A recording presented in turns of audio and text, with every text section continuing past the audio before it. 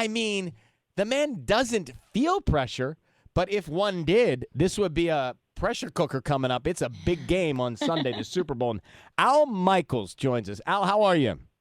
I am phenomenal. Now, I haven't seen you since Rio. Rio. We worked together in Rio.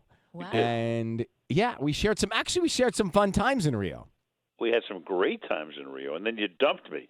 You were supposed to, stay in touch, have dinner in L.A. Every couple of weeks, and the hell with me, right? I got you. I hear you, man. I just want to play back some vintage Al Michaels as we get into talking about this weekend. Take a listen. Stafford, deep downfield.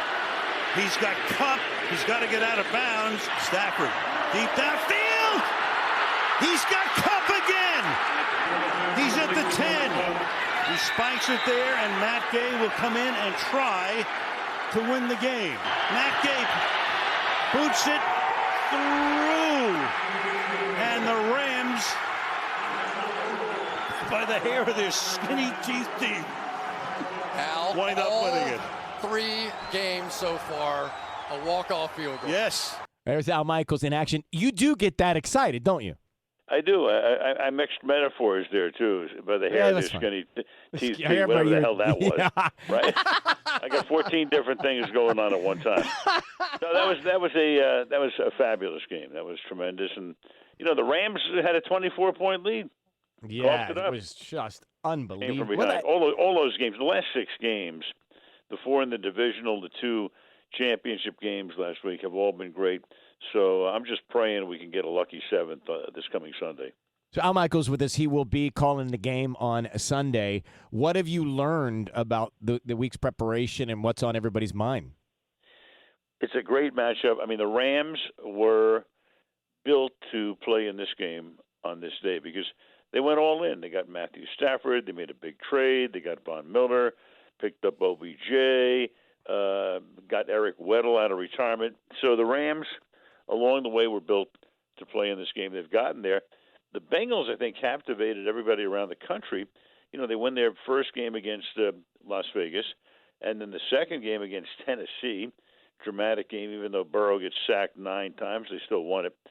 And then I think the whole country kind of gravitated, unless you were a Kansas City fan, toward the Bengals to be down 21-3 at 18 points on the road, come from behind, beat Patrick Mahomes and Andy Reid and that group. So I think the country, kind of sat up and went, wow, that team is really interesting and fun. And Joe Burrow looks like he's a guy who enjoys playing so much that nothing is too big for him.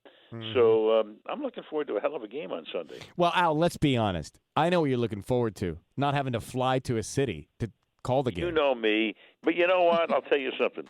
I didn't realize that mileage is only 60 cents a mile because it's 8 miles to the stadium. So that's $480, $960 round trip. I mean, I thought we were, with inflation and everything else over the past 20 years, it would at least be $1.25. But, I'll tell you what, though, man. Not having to go to an airport is a dream because some people say that Disneyland is the happiest place on earth. Well, you and I both know that sometimes an airport can be the unhappiest place on earth. I've seen quite a few in my day as well. Yes, yeah. I get it. All right, let's talk about you while we have you. This, as been said publicly, is the last game under your current NBC contract. However, I don't hear any fatigue in your voice. So what happens after this Super Bowl? Well, I do know this. The last 2 games I have done, I did a Kansas City-Pittsburgh game, and that was the end of Ben Roethlisberger's career. He's retiring. Mm-hmm. I did Tampa Bay and the Rams, and then Tom Brady, at least for the moment, has said that's his last game. He's done. I will tell you, unless something happens or unless something is not available to me, this will not be my last game. I love doing what I do. I enjoy it immensely, as much as I ever have. There are opportunities out there for me and options. And I promised before the season to myself, don't get distracted by all the stuff that's going on. Deal is up. I know there's some stuff, that's happening, and I let my representative handle that. And I said to him and to myself, I want to enjoy this year to the fullest, and I have. I've got a great group, with Godelli and Esikoff and Collinsworth and Michelle Tafoya, who's wrapping up her broadcasting career. She'll go into other things as well. But for me, I want to keep doing this. And if I have the chance to do it, and I believe I will, you'll see me somewhere next year. All right, so is it Fox or CBS? No, it's probably going back to Hawaii and doing Punahou against Kamehameha, which is where I started my career at KGU in Honolulu back in 1970. I highly doubt that's where you're going to end up. Hey, you know what? Those are great times, let me tell you. And the one time, believe it or not, the one time I met Barack Obama, he was out of office. He'd been out for about 2 months. I saw him at a golf course in Palm Desert. And what do you think we talked about? Punahou. That was his alma mater in Honolulu, and we talked about the coach at that time and a lot of the players at that time. So that was the beginning of my career, and it was wonderful. Great memories. Well, how does it make you feel that Amazon is going to have live sports? I mean, what do you think about Amazon Prime, their Thursday night games coming? We're in a different world. You know that. Streaming is gigantic. And I think, Amazon went all in on this, and they're spending, I think, close to $13 billion over 10 years to get one game a week as of the moment on Thursday night. So there are going to be different players in this mix as we go forward. I mean, it's a different world. It's not just over-the-air television anymore. We went over-the-air, then we went to cable, now we're streaming, all kinds of different platforms. So I wasn't surprised. There were rumors out there that, either Apple would get in or Google or whomever, and it turned out to be Amazon to get that package. So we're in a different world right now. And, I got to tell you, on one hand, it's pretty exciting.